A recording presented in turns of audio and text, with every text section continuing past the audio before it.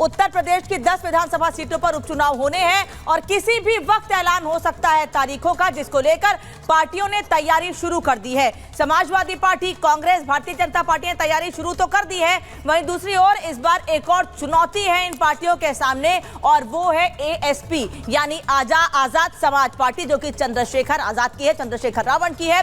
और वो बार बार ये बात कहते रहे हैं कि उत्तर प्रदेश के लोगों के लिए, खासतौर पर दलितों के हितों के लिए, पिछड़ों के विकास के लिए काम करता रहूंगा। लेकिन इन्होंने एक और कार्ड चला है, वो कार्ड कौन सा है उस पर आगे आपसे बात करूंगी, क्योंकि उत्तर प्रदेश में उपचुनाव को लेकर वो साफ साफ कह रहे हैं कि हमारे कार्यकर्ता बूथों पर जा रहे हैं। तो हम ये कह रहे हैं कि उत्तर प्रदेश में जल्द मैच है, योगी वर्सेस अखिलेश। लेकिन इसके नीचे अब एक और तस्वीर सामने आ गई है और वो है चंद्रशेखर रावण की, जो बड़ी पुख्ता तरीके से पूरी चुनौती के साथ ये कह रहे हैं कि अभी तो मैंने सांसद के तौर पर नगीना सीट जीती है, लेकिन आने वाले समय में अब मैं और भी जगह अपने पैर फैलाऊंगा और उत्तर प्रदेश की जनता का विश्वास हासिल करूंगा। मैं आपको एक और तस्वीर दिखाती हूं कि किस तरीके से उत्तर प्रदेश में तैयारियां, संजीत जरा जेब घुमाइएगा और आगे बढ़े हम थोड़ा सा, किस तरह से उत्तर प्रदेश में तैयारियां की जा रही हैं और इस उपचुनाव को लेकर जनता भी पूरी तरह से तैयार है, क्योंकि ये कहा जा रहा है कि इन 10 सीटों में जो उपचुनाव होने वाले हैं उनमें से 5 से 8 सीटें ऐसी हैं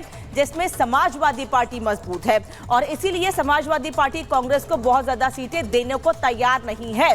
इसीलिए आज हम ये कह रहे हैं कि उत्तर प्रदेश में 10 सीटों पर उपचुनाव में जंग तेज हो गई है। 2027 की तैयारी पूरी तरीके से हो रही है। मोदी योगी की जोड़ी का कमबैक प्लान रेडी है।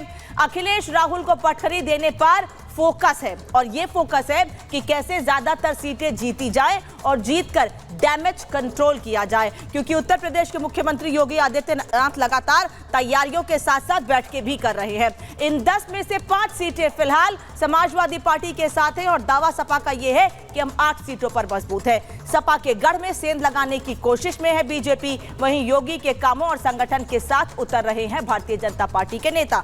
अंदर खाने नाम फाइनल करने में जुटे हुए हैं। उपचुनाव को लेकर तैयारियां तेज हो गई हैं और इस उपचुनाव के नतीजे 2027 के लिहाज से बेहद अहम रहने वाले हैं।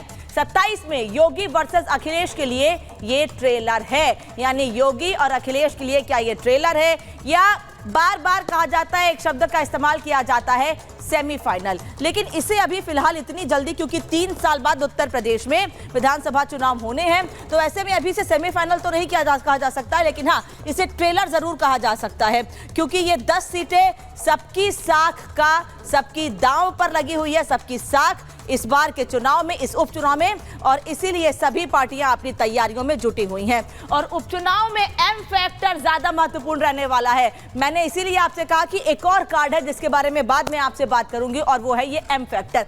एम फैक्टर क्या है ये आपको बता देती हूं। उपचुनाव में मुसलमान वोटों पर सबसे ज्यादा फोकस रहने वाला है, जो कि 2022 में भी कहा जा रहा है कि अखिलेश यादव के साथ गया था। विपक्ष की पार्टियां मुस्लिम वोट चाहती हैं, फिर चाहे वो कांग्रेस हो, फिर चाहे वो समाजवादी पार्टी, इसलिए साथ में लड़कर लोकसभा चुनाव लड़ा कि ये वोट इंटैक्ट हो जाए और उसकी झलक, उसका असर उत्तर प्रदेश में देखने को भी मिला।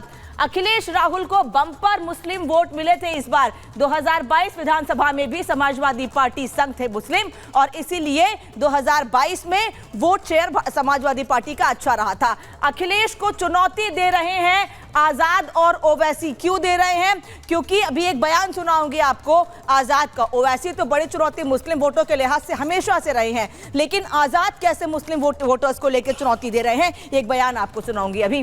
आजाद और ओवैसी दोनों मैदान में अपने उम्मीदवार उतारेंगे। चंद्रशेखर का इशारों में अखिलेश पर हमला है और वो अखिलेश यादव का नाम लिए बिना कह रहे हैं कि बड़े नेता मुस्लिमों की बात नहीं करते हैं। ये आजाद कह रहे हैं, चंद्रशेखर आजाद रावण ये कह रहे हैं कि बड़े नेता, कौन से बड़े नेता, नाम नहीं ले रहे हैं, कह रहे हैं बड़े नेता मुस्लिमों की बात उठाते नहीं है। चंद्रशेखर की दलित प्लस मुस्लिम गोलबंदी शुरू हो गई है और इसीलिए आज हम कह रहे हैं कि क्या ये गोलबंदी समाजवादी पार्टी कांग्रेस को नुकसान पहुंचाएगी, क्योंकि ओवैसी लगातार चुनौती देते रहे हैं इनको। इससे अखिलेश के पीडीए को भी झटका लगेगा, क्योंकि एक तरफ पीडीएम है, एक तरफ पीडीए है और अब चंद्रशेखर भी मुस्लिम वोटों को साधने की कोशिश कर रहे हैं। यानी सपा को एक मुश्त मुस्लिम वोट नहीं मिलेंगे, यानी मुस्लिम वोटरों का बिखराव होगा, जिसका नुकसान समाजवादी पार्टी और कांग्रेस को हो सकता है। हालांकि सीधे सीधे हम ये बात नहीं कह रहे हैं, लेकिन हो सकता है ये नुकसान, क्योंकि इसके पहले हमने देखा है कि मुस्लिम वोटर्स कई बार समाजवादी पार्टी और कांग्रेस के साथ रहे हैं, इसीलिए इन्होंने चुनाव में एक साथ ताल ठोकी, जिससे कि और मजबूती से जनता के बीच मैसेज पहुंचा सके। अब